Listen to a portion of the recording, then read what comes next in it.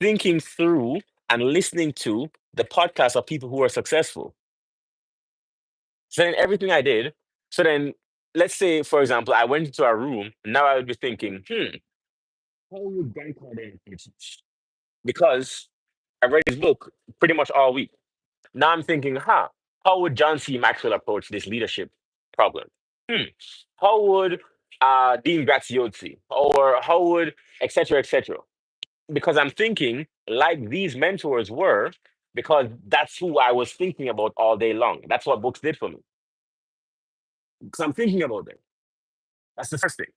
So then now, my books and the authors of those books became my friends. Those were my mentors and my friends. Second, you don't need to have, you know, people that you knew from birth to be able to do this with. There are people in your community that are just as motivated as you. But I'm going to guess that you haven't found them because you're not going to where they're hanging out. Where do you go and find these people? Go to clubs where people are as motivated as you. Go to the library, make a friend. You just need one person. Hey, go to a Toastmasters, go to a public speaking seminar. Google public speaking seminars near me. There's an Eventbrite app. Go to every free event that is about public speaking. This is the plan. How do I find a solution to the problem I'm raising? Go and find these events. Then you find one person and say, hey, is it possible for us to meet every week for coffee to do this plan? Maybe if you ask 10 people, 8 of them will say no. 2 of them might say yes. There, I've just solved your problem.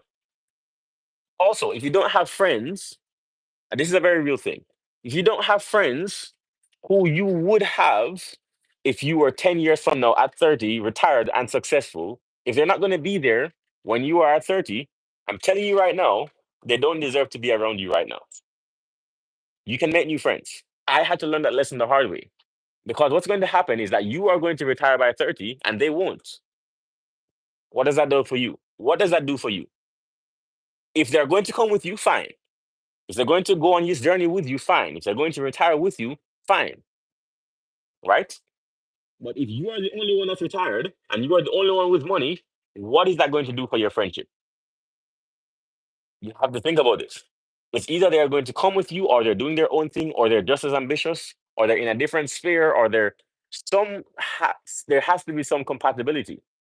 But if all they're doing every day is playing video games and wasting their life away, then you might as well figure out a way to find a new circle right now. Because if you don't, what's going to end up happening is that you're not going to pull them up. They're going to pull you down. I'm going to be very real. The chances of you changing them, very low. The chances of them demotivating you, very high. Why? Because negativity spreads faster than positivity. Just look at the news. Negativity spreads a lot faster. Low performers in an office will, for anyone that's within 15 feet of low performers, will decrease their productivity by 15%.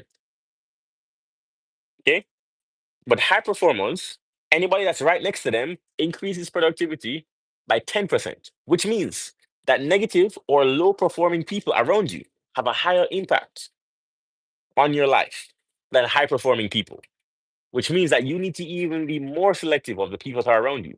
Because the people that are around you, if they are negative, will make you negative. You become a sum of the 5 people that you spend the most time around. For me, when I had no friends, the 5 people that I spent the most time around, guess who they were? The authors of the books I was reading, because I was reading literally all day. I didn't watch TV. So then the influence in my mind was the authors of these books. They were millionaires.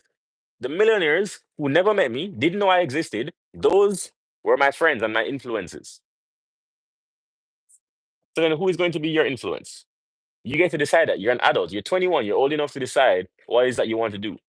Plug out the TV, put it in somebody's room, give it to somebody else, sell your TV, sell your video game. Because if you want and you believe that you can actually do it by the time you're 30, then that's kind of the sacrifice